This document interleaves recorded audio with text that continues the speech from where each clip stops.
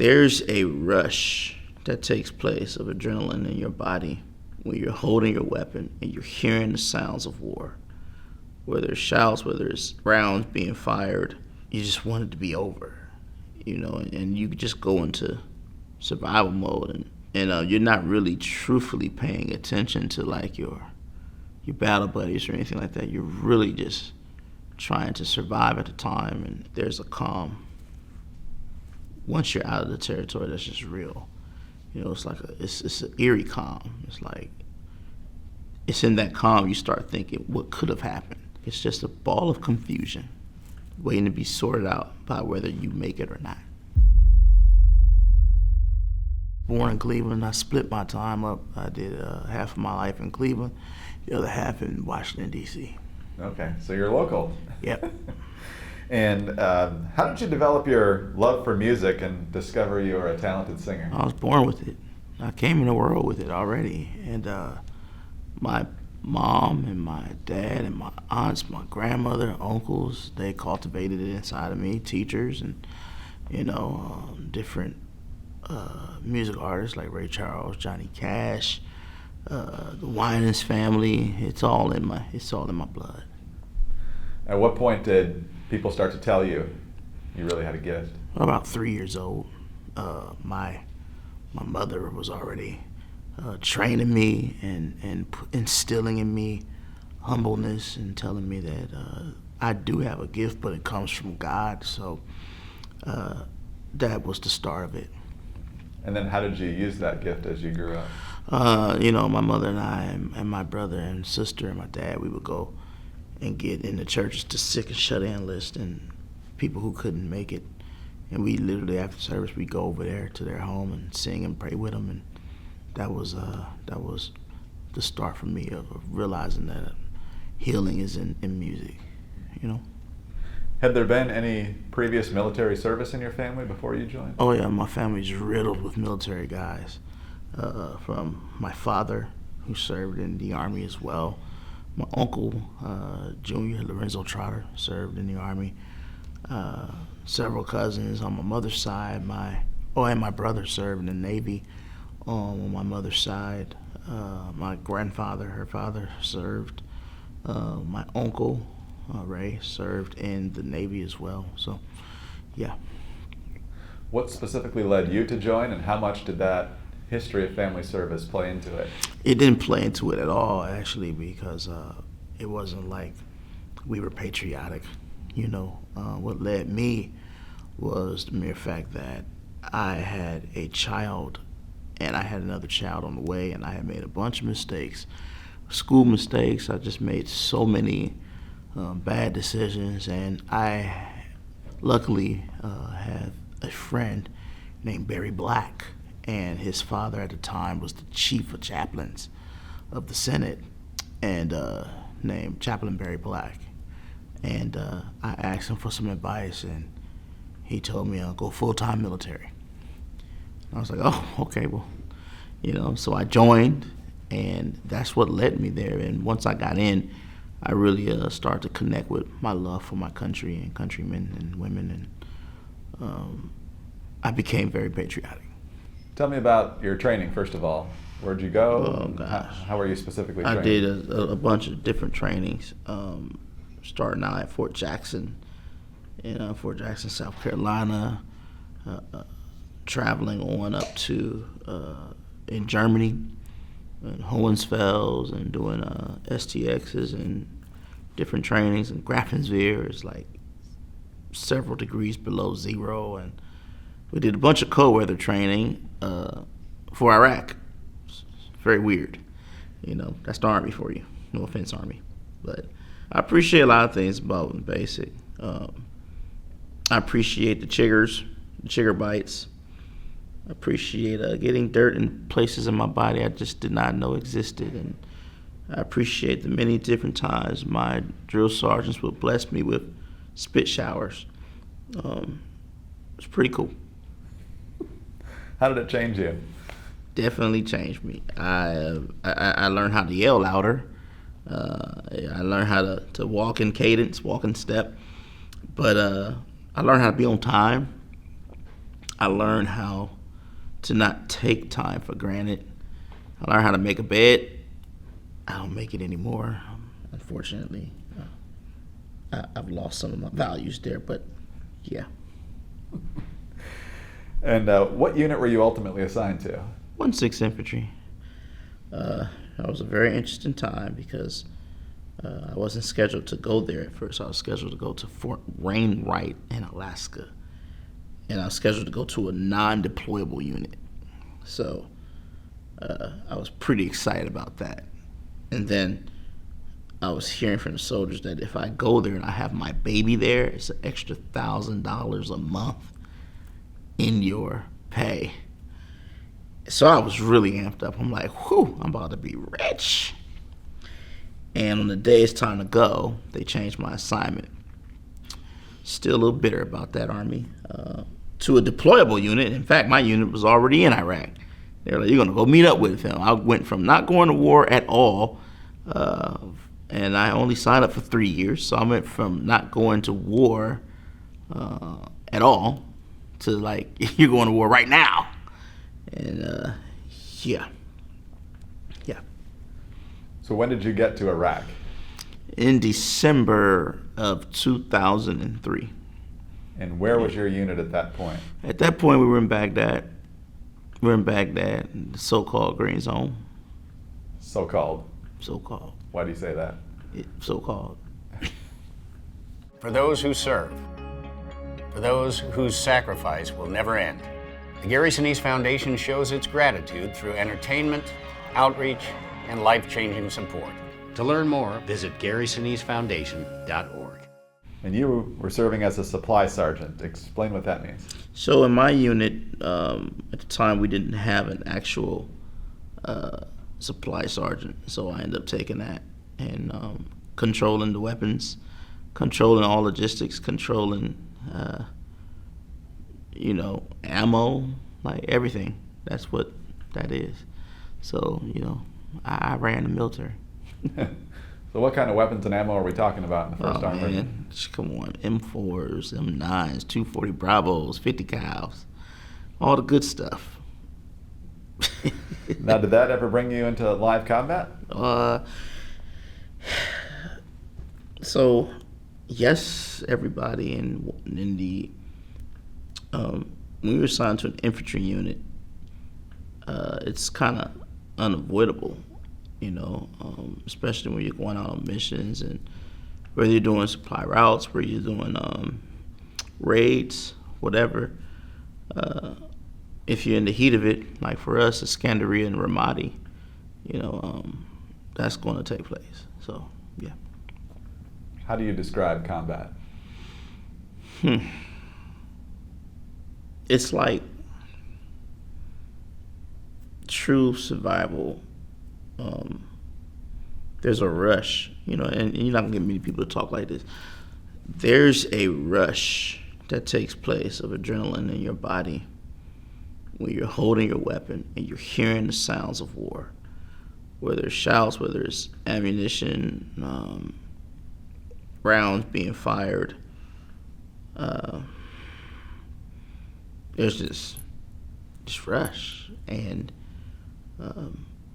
you just want it to be over, and you just go into survival mode, and you're not really truthfully paying attention to like your battle buddies or anything like that. You're really just trying to survive at the time and really looking at where the rounds are coming from, that kind of thing. And then there's a calm. Once you're out of the territory, that's just real. It's like it's an eerie calm. It's like it's in that calm you start thinking what could have happened. So I just feel like it's just a ball of confusion waiting to be sorted out by whether you make it or not. Are there any particular combat moments that stand out to you? There's one. Well, there's a. This is my unit knows what they'll laugh at.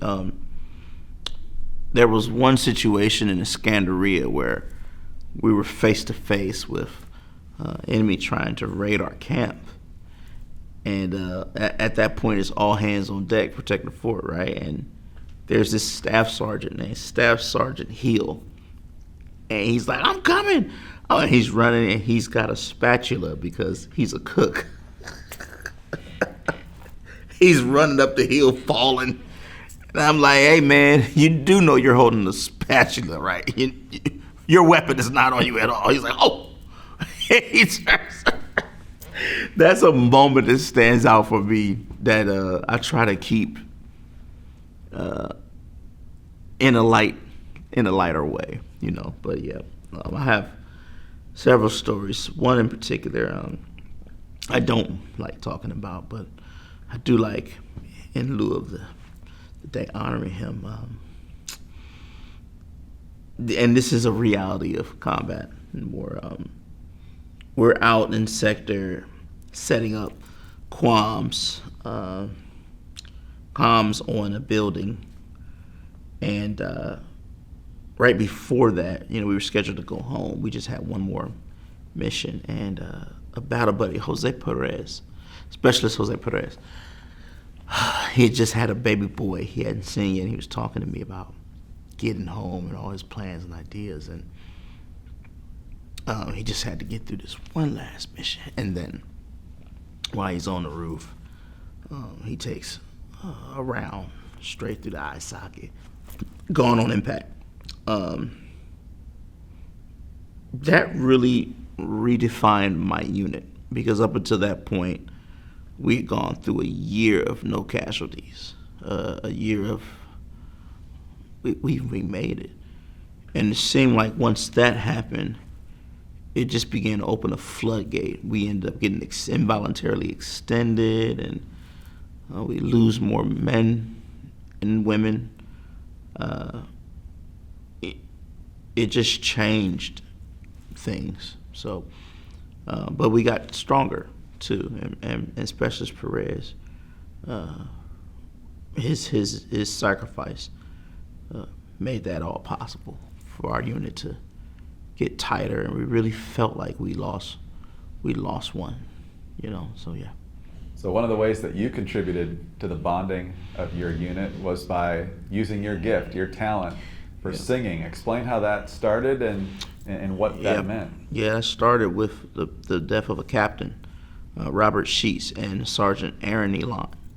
Both were killed in the line of duty, and that became the straw to break the camel's back. And I connected early on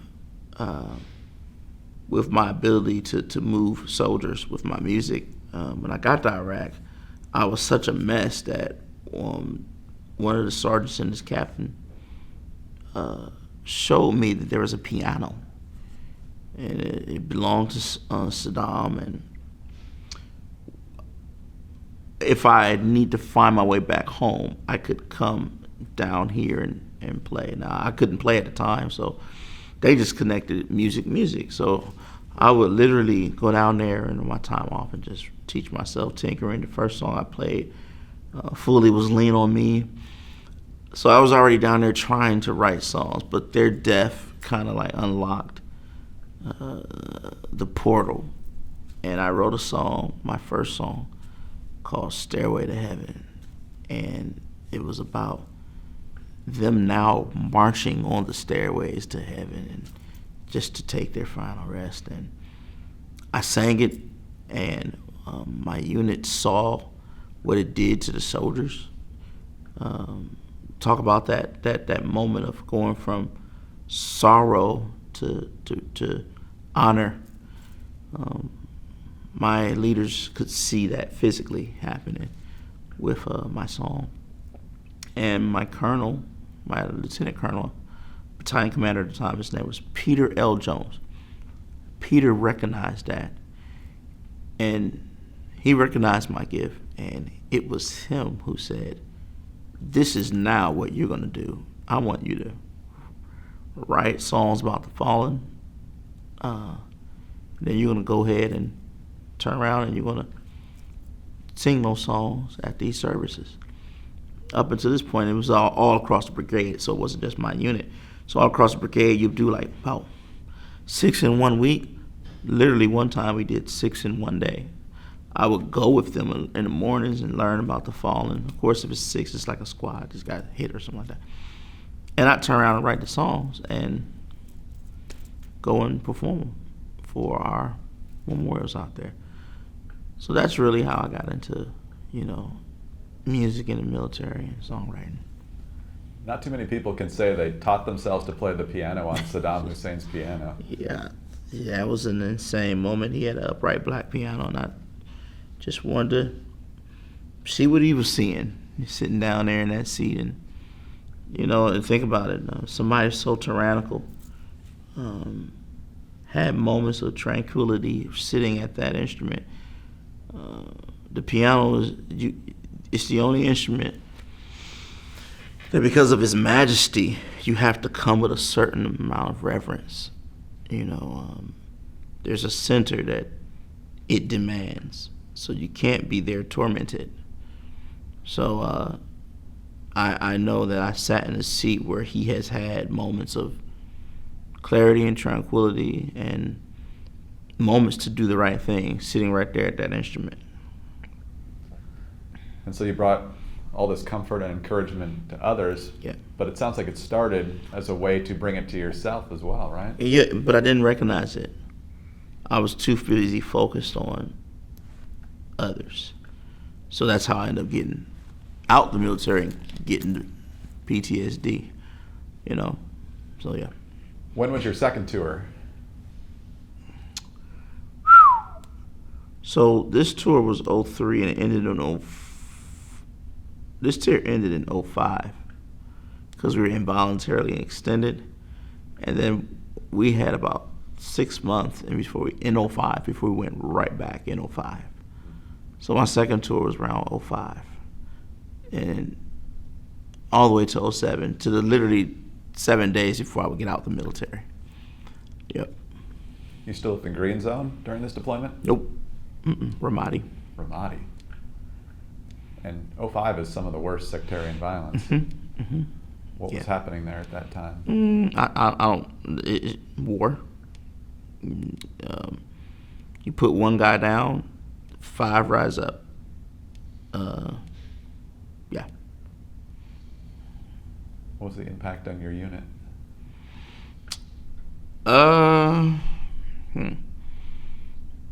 05 we lost more than what we'd ever lost. Our brigade was impacted. So yeah, 05 was not 05 to 07 was just not the place you want to be. You can tell it's difficult just thinking back about it. Yeah. Is there any particular name or moment that No. immediately comes to mind? No. How long was that deployment? 05 to 07. Yeah. So another very extended. Yep. How much advance notice did they give you that you're supposed to leave on this day, but you won't be? I've been involuntarily extended twice. The first time was the day we were going home. Wow. We found out a couple of hours before it was time to go home. The second time we had a little bit more time, probably like a month, to prepare and say, hey, I'm not coming home. I'm going to be in war another 6 months. Sometimes 4 to 6. But yeah. When did you start to feel what was later determined to be post-traumatic stress? Well, now that I know what it is, I will say I had been having it throughout my career. You just don't have the time to pay attention to it. But once I realized the 4th of July became a major problem for me, once I was out, then I knew, oh man, this is not normal. It's got to be something else wrong with me. And so yeah, around that time frame. So hearing and seeing fireworks and the sound of that was... I didn't even have to see them, just hear them. Especially if you're in Detroit. Some of those fireworks they have, I know they stole from the military. So what would you feel? What would you think when you heard those? Take cover. protecting my family, and yeah, I just feel the threat. My heart was racing, palms were sweaty, and everything just changes. Like, I don't realize that I'm not in America. I feel like I'm in America. I feel like I'm back in the war, you know. How did you treat that? Why are you better now, you think? So this is a very controversial topic for a lot of people who have stake and claims in the medical field, but they put me on all kinds of medications, and hoping that the medications would trigger some change. But I can honestly say, without a shadow of a doubt, the love of my wife, Tanya. You know, I mean, she just put her life on hold and dealt with me, and constantly reminded me that I was loved, I was cared for, that I'm home and I'm safe, you know. And that's really, truthfully, what did it for me. So how did the War and Treaty get started, and how did you come up with the name? Well, the War and Treaty got started from arguing about changing our band name. Tanya and I, in 2014, we decided to start a musical marriage together.